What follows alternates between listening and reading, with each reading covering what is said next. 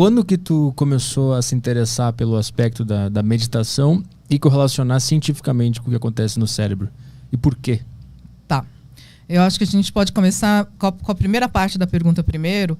Eu comecei, quando eu tinha 12 anos de idade, a praticar Aikido, que é uma arte marcial de origem japonesa. Uhum. E é muito curioso porque o Aikido ele tem uma relação muito próxima com essas práticas meditativas. O fundador do Aikido, né, um mestre japonês chamado Morihei Ueshiba, até conta a lenda que ele se iluminou, né, e dali veio o Aikido.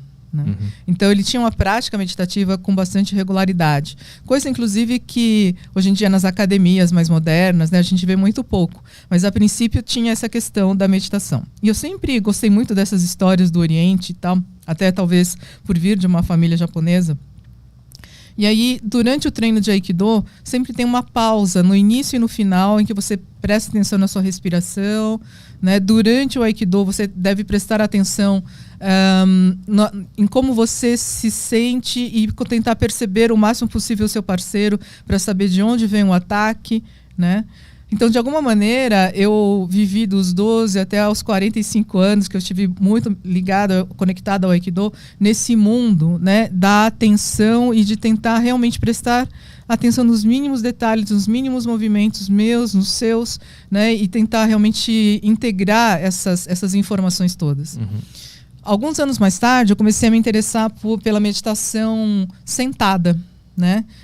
Tipo o Zazen, por exemplo, e outros tipos de meditação. Então eu comecei a ler a respeito, comecei a ir em alguns centros, né, de prática, mas eu nunca fui assim uma praticante, porque a parte de rituais nunca fez muito sentido para mim. Para algumas pessoas faz muito sentido e que bom, mas para mim nunca fez muito sentido. Como assim? O que são esses rituais? Rituais como prostrações, né, os cânticos, etc. Né? Eu gostava de parar, sentar e praticar. Entendi. Né? Uhum. E quando eu tinha mais ou menos uns 17 para 18 anos de idade, eu li 2 livros que fizeram uma grande diferença na minha vida. A primeira delas se chama Autobiografia de um Yogi, do Paramahansa Yogananda. É um grande clássico, né, das pessoas que se interessam por meditação e yoga. E lá ele contava a vida dele, né? Os mestres que ele encontrou, as práticas, né, que esses yogis faziam, enfim. E isso me despertou muito a atenção. E o segundo livro, que se chama Diálogos entre Cientistas e Sábios, da Renée Weber, né? É um livro incrível. É uma pena que ele está esgotado no Brasil, né? Mas imagino que talvez se encontre no inglês na Amazon. Nesse livro, a Renée Weber consegue justamente entrevistar alguns dos principais cientistas da época e sábios.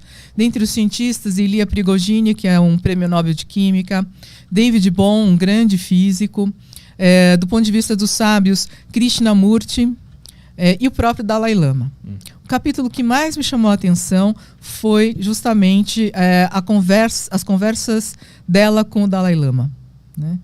E eu pensei na época assim, nossa, eu tinha uns 17, 18 anos, eu preciso conhecer esta pessoa, né? Uhum. Isso foi muito interessante e marcante, porque eu tive a oportunidade, bem mais tarde, né, em 2006, de encontrar o Dalai Lama pela primeira vez e de conversar com ele, né? Eu tive outras oportunidades também mais recentemente, mas aquilo foi extremamente marcante, né? E foi justamente esse encontro com o Dalai Lama em 2006 aconteceu por causa da minha linha de pesquisa. Nesse meio tempo, né, eu acabei fazendo mestrado, doutorado, e o meu doutorado foi provavelmente a primeira tese na América Latina sobre os efeitos da meditação na saúde.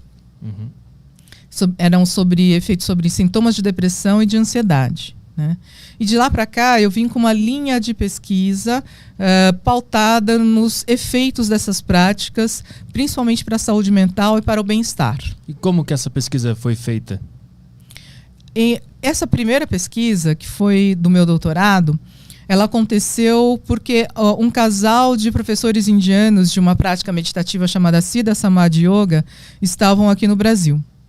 E aí, era bem a época que eu estava pensando no projeto de doutorado, enfim, e acabamos, então, avaliando os efeitos dessa prática, né, de treinamento dessa prática pré e pós um mês, né? Uhum.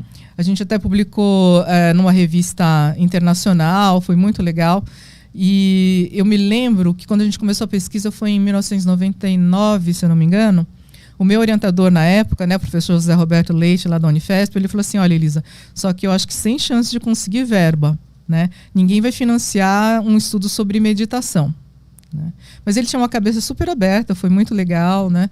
E como a gente não tinha verba, eram todos testes de papel e caneta. Né? Então a gente avaliava sintomas, né, de ansiedade e depressão antes e depois de um mês das pessoas fazerem essa prática. Né? A gente tinha um grupo controle também e a gente viu que realmente as pessoas tinham redução dos sintomas de depressão e de ansiedade fazendo as práticas meditativas que eram com mantras, né, que são aquelas palavras em sânscrito e tal. E fazendo técnicas respiratórias de yoga que são chamados pranayamas. Né? Essa foi a primeira pesquisa que tu fez, né? Isso, então isso. Era uma coisa mais era mais verbal, perguntava pra pessoa se ela estava sentindo na verdade ainda. Elas preenchiam questionários. Entendi, tipo de 0 a 10, quanto de ansiedade você tem. Isso, desse tipo. E o resultado foi que depois de um mês de prática meditativa melhorou, né? A gente usou alguns questionários que a gente chama de validados, ou seja, questionários que passam por um estudo para ver se realmente eles estão mensurando, né, o que está medindo, como o questionário de ansiedade do Spielberger, o questionário de depressão do Beck, são questionários clássicos, né? Então não são escalas assim simplesmente, mas e aí a gente viu isso e foi bem bacana. Isso abriu portas para que em 2004 eu fosse selecionada para participar do primeiro encontro de verão, né, o Summer Research do Mind and Life Institute. Né? Não sei se as pessoas ouviram falar do Mind and Life Institute, mas basicamente, se hoje as pessoas não acham estranho ter prática de meditação num hospital, nas unidades básicas de saúde, que o pessoal da Google pratica meditação, até alguns engenheiros da Google desenvolveram um protocolo de meditação lá também, que bancos, escolas praticam meditação, muito se deve ao trabalho do Mind and Life Institute, que desde o final da década de 80 começou a reunir grandes contemplativos do calibre do Dalai Lama com pesquisadores das mais importantes universidades. Harvard, Max Planck, Wisconsin, né? E aí esses pesquisadores, juntamente com os contemplativos, começaram a criar projetos de pesquisa muito bem delineados, controlados, que começaram então a mostrar benefícios consistentes das práticas meditativas.